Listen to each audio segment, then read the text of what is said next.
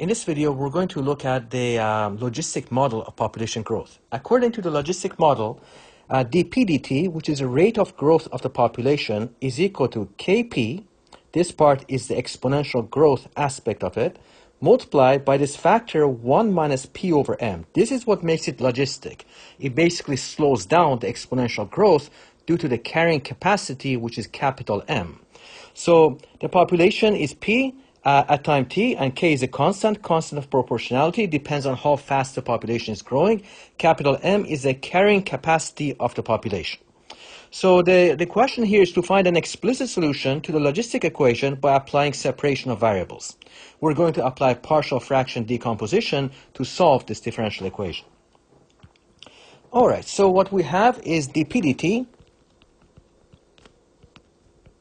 is equal to kp times 1 minus p over m. We separate the variables, we get dp divided by p times 1 minus p over m is equal to k dt. So we have separated the variables. Now let's simplify this a little bit. Let's multiply the top and bottom by m over m. So what we get is m divided by p times m minus p. The reason we do this is to get rid of the fraction in the denominator. It makes our computations a bit easier. So let me label this. We multiply top and bottom by m over m. And maybe I should do this algebra. We have 1 over p times 1 minus p over m. So if you multiply top and bottom by m over m, in the numerator, we get capital M. In the denominator, m times 1 gives us m, and m times p over m, well, the m's cancel out, and we get p. There it is. All right, so what we have is we have this expression. We have separated the variables. Now it's time to integrate. Now, to carry out the integration on the left-hand side, we need to apply partial fraction decomposition. So we write this as m over, we rewrite the integrand, m over p times m minus p, because we have a product of linear factors. So we write this as a over p over the first factor plus b over the second factor, m minus p. We need to solve for the constants a and b, and then we have essentially completed the partial fraction decomposition. So what we have is we have m divided by p times m minus p is equal to a over p plus b over m minus p. Now let's multiply both sides by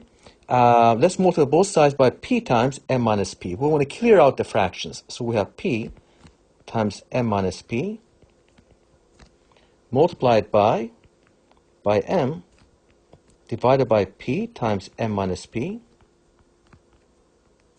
is equal to p times m minus p times a over p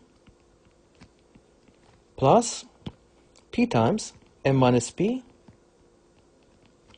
multiplied by b over m minus p. So we get these cancellations, cancel, and the p cancels. We got rid of all the fractions. So we have cleared out the fractions, and what we get on the left-hand side, and of course the p cancels as well, we get m is equal to a times m minus p plus b times p. Now that we have cleared out the fractions, we need to solve for the constants a and b. Let's substitute p equals 0, and we obtain m on the left-hand side. On the right-hand side, we get m minus 0, which is just m, plus b times 0, which is 0. The m's cancel out, and we get a is equal to 1. Now let's substitute p equals m. So on the left-hand side, we have m is equal to a times m minus p, which is m, plus b times m. Now m minus m is just 0, so we get m is equal to bm, and divide by, let me write this properly, divide by m, and we get b is equal to 1. So we solve for a and b, so we have m over p times m minus p is equal to 1 divided by p plus 1 divided by m minus p. All right, so now it's easy to do the integration. We have done the partial fraction decomposition. So we have integral m over p times m minus p dp is equal to integral k dt. And we decompose the integrand. We applied partial fraction decomposition. So we rewrite the integrand as 1 over p plus 1 over m minus p, and integrate with respect to p. And on the right-hand side, integral k dt. Now, integral of 1 over p, that's just going to be log of absolute value of p. And integral of 1 over 1 minus p is going to be log, so that's going to be plus log of absolute value of m minus p, but don't forget to divide by -1. That's because of the U substitution rule. So let's label this U substitution. U substitution. U is equal to m minus p. Differentiate both sides, we get du is equal to minus dp. That's where the minus is coming from. All right, and is equal to, integrating k, that's just reversing the power rule, we get kt plus c. So we get log of absolute value of p minus log of absolute value of m minus p is equal to kt plus c. Let's multiply both sides of the equation by -1. So we get log of capital M minus p minus log of p is equal to minus kt minus c. Now let's exponentiate both sides, but before doing that, let's apply the log rule. Log of x over y is equal to log x minus log y. When we're dividing, we subtract. So we rewrite the left-hand side as log of m minus p divided by p is equal to minus kt minus c. Now we need to get rid of the log, so we exponentiate both sides. We get e to the ln of m minus p divided by p is equal to e to the minus kt minus c. But because of the exponential law, which is essentially e to the a plus b is equal to e to the a times e to the b, we can rewrite the right-hand side as e to the negative kt times e to the minus c. All right, so what we have is absolute value of m minus p divided by p is equal to e to the minus kt times e to the minus c. We remove the absolute value, so we rewrite the left-hand side as m minus p over p is equal to plus or minus e to the minus c, e to the minus kt. We can rewrite plus or minus e to the minus c as constant, new constant a, so it's equal to a e to the minus kt, where a is equal to plus or minus e to the minus c. And a will be determined by the initial condition. So we have m minus p over p is equal to a e to the minus kt. Let's cross multiply and we get m minus p is equal to ap e to the minus kt. Our goal is to get p, which is population as a function of time, explicit expression for the population. So we have to bring p to one side. So let's do that. We have ap e to the minus kt plus p is equal to m. Now factor out p times a e to the minus kt. So a bit of algebra, but it's not too hard. And now solve for p. So we get p as a function of t is equal to capital M divided by 1 plus a e to the minus kt. Now we need to apply the initial condition. P of 0 equals P naught. This means at time 0, when t equals 0, the population is equal to P naught. So let's substitute for capital P. We're going to put P naught is equal to capital M divided by 1 plus A e to the minus 0.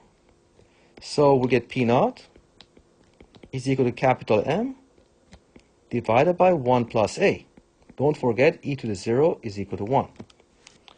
All right, so what we have is we have P of t is equal to capital M divided by 1 plus A e to the minus kt. And we have P0 is equal to capital M over 1 plus A. We solved that before. Now we have to solve for the unknown constant A. Cross multiply, and we get P0 plus P0A is equal to M. So we get AP0 is equal to capital M minus P0. Divide both sides by P0, and we get A is equal to capital M minus P0 divided by P0. So there's a solution. The solution is going to be P of t is equal to capital M divided by 1 plus A, which is M minus P0 divided by P0. So that's going to be capital M minus P0 divided by P0 all times e to the minus kt, and close the bracket. So that's the solution of the logistic growth. And so we have basically a differential equation which tells us that the rate of growth dp dt is equal to kp times 1 minus p over m. That's the differential equation. We have the initial population. This is, of course, an initial value problem. And we solved this using separation of variables.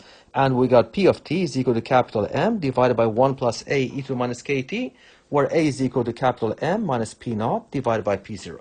When you look at this, you should know what every constant represents. For example, capital M is a carrying capacity of the population, and k here depends on the rate of growth, how fast a population is growing, and this constant a, we have solved for that. That's basically capital M minus initial population divided by initial population. We have a graph here, a graph of the solution, so you can see how the population starts at p0. It grows really fast as a result of the exponential growth of this differential equation because of this factor here. But it slows down because of the second factor, and this is the whole idea of logistic growth. You can see the rate of growth basically slows down, and the population reaches the carrying capacity of the environment. Incidentally, just out of curiosity, if the initial population was above the carrying capacity, then it would actually decay and approach the carrying capacity of the environment. All right, thanks.